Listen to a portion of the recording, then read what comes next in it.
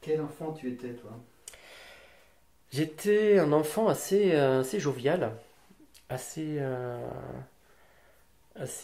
rigolard, toujours voilà, insouciant, je veux dire. Insouciant jusqu'à mes 10, 12, 13 ans. J'étais assez insouciant et je vivais la vie comme elle se présentait, avec mes amis, ma famille. Voilà, sans jugement, sans rien, parce que évidemment, quand on est enfant, on peut pas trop. On se dit, voilà, on est là, on prend le meilleur de ce qu'il y a, et voilà, on vit complètement, quoi. Puis, bah ouais, ma vie d'enfant était, je l'ai bien aimée, quoi. Elle était plutôt sympa. Jusqu'à mes 10 ans, quoi. C'était bien, parce que, bon, avant, j'ai pas trop de souvenirs, mais après, voilà. Voilà. Après, ça s'est gâté quand il a fallu aller à l'école, j'ai pas compris. J'ai pas compris pourquoi il fallait aller à l'école. Et la maternelle, alors là, je comprenais vraiment pas qu'est-ce que je faisais là. Euh, Puisqu'avant c'était la liberté, moi j'étais un enfant libre, il fallait garder ma liberté, mais il a fallu aller à la maternelle, et alors là ça a été un drame. C'était un drame d'aller à la maternelle pour moi. Ça, si je me souviens de, quand même, j'ai un souvenir où avec des copains là, on avait des pétards, on voulait mettre le feu à l'école. Tellement on n'était pas bien là. À la maternelle? À la maternelle. À la maternelle. Ouais, ouais. Et voilà, donc après, voilà, moi, le côté enfant, c'était le côté rébarbatif de l'école. C'était pas. Je m'y suis mis, hein, il fallait m'y mettre, mais je me souviens au CP, là, c'était dur à faire, apprendre des choses, les calculs, j'y arrivais pas. Je me souviens de la maîtresse qui me disait, mais non, mais il n'y arrive pas, hein, il va pas y arriver. Mais en fait, si, je sais pas pourquoi. Il y a eu un déclic, et je sais pas ni pourquoi ni comment. Il y a eu un déclic où à partir des premières années du CE1, ouais, ça a été mieux. Je me suis un peu plus impliqué, on va dire, pour apprendre à lire, à écrire, à faire des choses plus difficiles, plus complexes. Mais voilà, à la base, je sentais bien au moins que j'avais pas ça, moi, quoi. Il a fallu que je fasse des efforts pour y aller, pour y être. Et c'était important de le faire, évidemment. C'était important. Et au fur et à mesure de l'enfant, voilà, moi, l'enfant que j'étais, c'était l'école, la contrainte. Et puis après l'école, aller s'amuser avec les copains. Et puis faire un petit peu les devoirs, parce qu'il fallait les faire. Mais c'était surtout aller s'amuser avec les copains, quoi. Ça, c'était super important. C'était la récompense de la journée. Et, euh, et voilà, c'est ce qui m'a fait tenir, je pense, cette vie d'école et de labeur pour apprendre les choses. Quels étaient tes rapports avec ta sœur? Avec ma sœur, on était assez proches, on était assez liés. En fait, elle a 3 ans plus que moi, donc c'est quand même important pour cet âge-là, hein. Quand j'avais 10 ans, elle en avait 13, presque 14. On vivait pas dans le même monde. Elle était avec des plus grands, moi j'étais avec les plus petits. Donc voilà, mais malgré ça, comme elle a été un peu souffre-douleur de mon père, pour des broutilles, hein, pour rien, hein,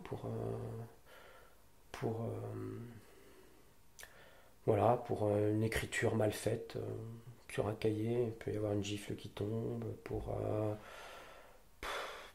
3 fois rien, à chaque fois c'était rien, parce qu'elle écoutait pas, elle se rebellait aussi, elle avait son caractère. Donc ça se passait pas très bien, et c'était compliqué pour elle, hein. Elle aussi elle a subi du harcèlement moral assez important. Donc voilà, ben, là aussi je pense que j'avais pas spécialement je me suis pas impliqué pour l'aider, elle était assez grande. Et puis ben, par contre on avait une bonne osmose tous les deux, on s'entendait bien, on s'appréciait bien, donc on a passé des bons moments ensemble.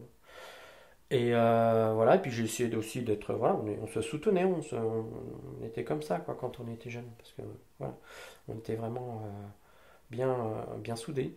Et, euh, et après, quand elle est partie, parce que dès qu'elle a eu envie de partir à 18 ans, après son lycée, ben, elle est partie, elle a trouvé un copain, et son copain, voilà, c'est devenu son mari, donc c'est très bien. Ça s'est très bien passé pour elle, elle a eu 2 enfants.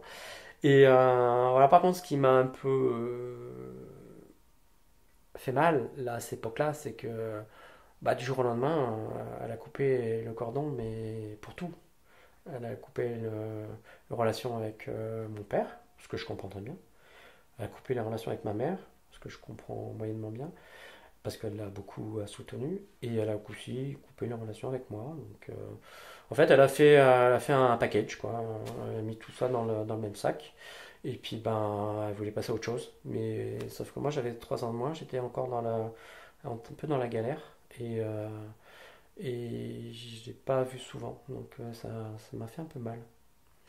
Bon, et puis après, depuis, on a des relations. Bon, on est très éloignés physiquement, hein. Elle est restée dans la région. Et moi, je suis ici. Et voilà, on s'est au téléphone régulièrement et tout.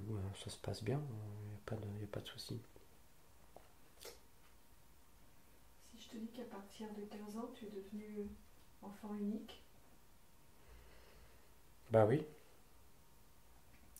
du jour au lendemain, je suis devenu enfant unique parce que je voulais avoir des relations quoi, avec ma sœur, qu'on se voit en dehors de la maison, qu'elle m'emmène faire des choses ensemble et tout, mais non, ça s'est pas passé. Donc, enfant unique et adulte unique, peut-être, je sais pas.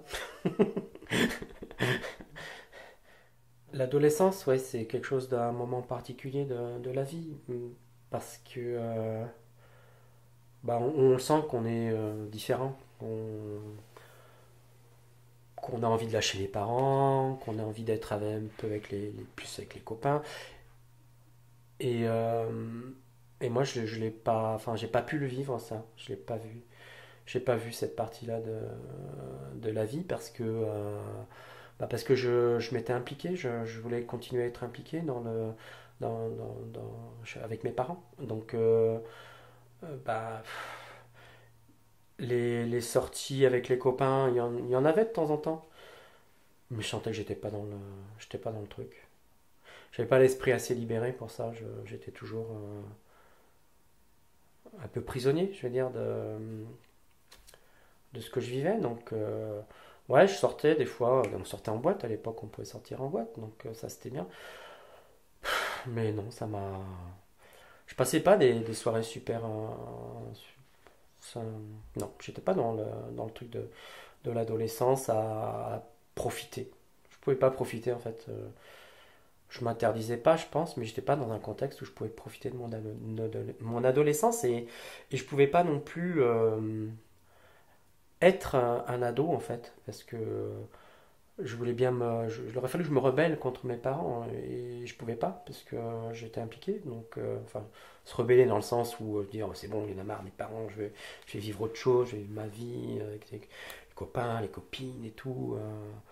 Voilà, donc jusqu'à l'âge de 18 ans que je parte vraiment du foyer, non, à 20 ans même, ouais. Non, l'adolescence était partie que j'ai pas spécialement eu, quoi. C'est un cadeau que j'ai pas eu. Mais c'est pas grave. Il y a d'autres choses, il y a d'autres choses qui ont été super à ce moment-là, quoi. J'ai pu rencontrer Christelle pendant mon adolescence. Quels, quels étaient tes rêves quand tu étais petit? Mon rêve principal, c'était d'avoir une famille, de fonder une famille, et puis de tester autre chose, de faire autrement. Et puis voilà, en disant que d'être heureux ensemble et d'essayer de cultiver ce bonheur, d'être ensemble avec la famille. Voilà. Ça, c'était vraiment le but ultime de ce que je vivais et de ce que je pouvais espérer de l'avenir. Après, j'avais pas de rêve spécialement.